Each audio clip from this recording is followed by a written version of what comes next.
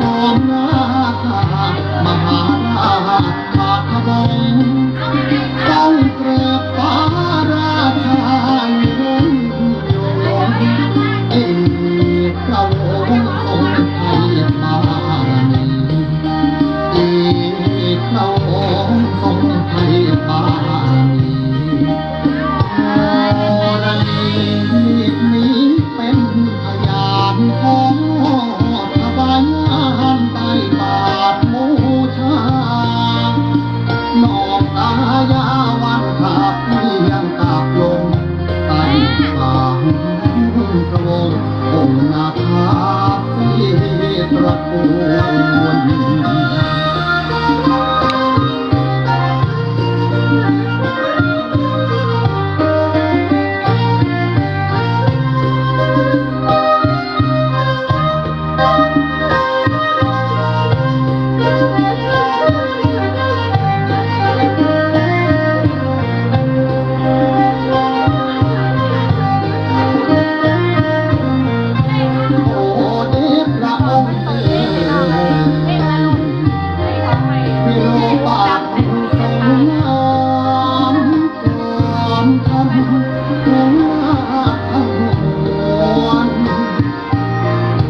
วันจุติคำเทวาจะถูกมาราชิกาอุไรวันจังหาแสงโคสนาเรื่องรองคำบทกรินนาคิน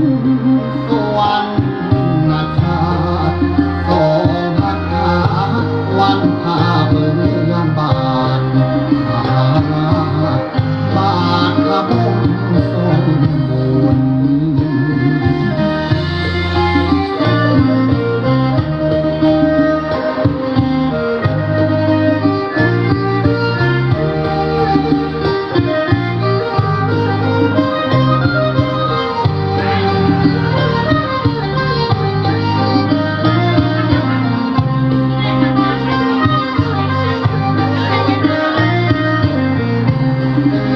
ราปา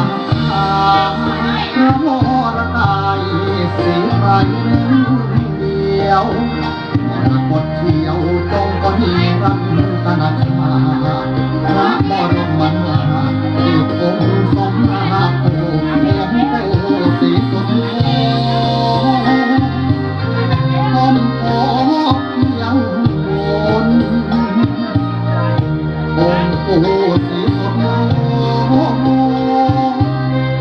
องค์โพเพียงบน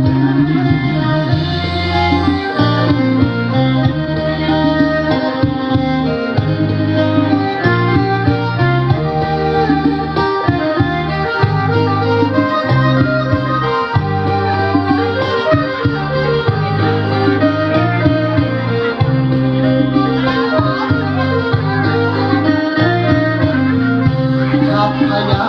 ปนตาเลื่อมลงมาโลลีนาคาตาชีสุริยชาติประพันธ์สอนวอนวอนมาลาผู้บานฟ้าบนมาเบื่อยังเลื่อมเพียงพวงหวนบุญ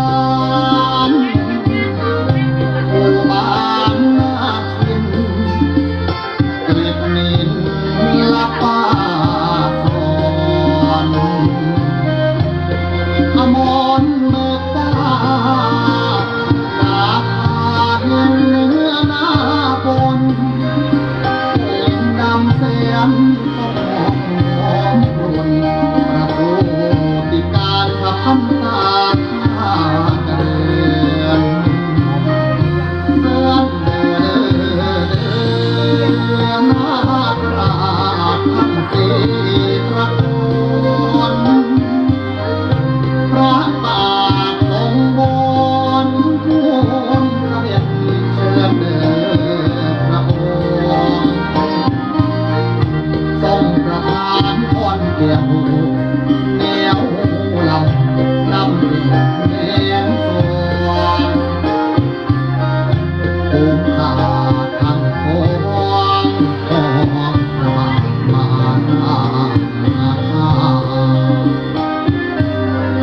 ภูมิขาทั้งปวงของพระบาท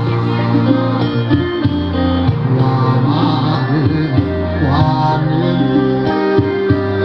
โอ้ยละนาเสียเสียมณีแม่เมื่อสันวันนี้วันนี้เวอมตะโกจากโลกอาคงโลโอ้ยโอ้ยทั้งความบ้องเจ้าป่าที่โชคลาภว่ามีทั้งหลายจึงยักย้ายขบวนและความบุญลงลงมาเป็นกลุ่มคนทั้งหลายให้หายกันวนและเดือดร้อนขาพาโวยพญาก่อนหายไปทั้งภายในและภายนอกพัดผิดไว้กว่าแสนเราระแว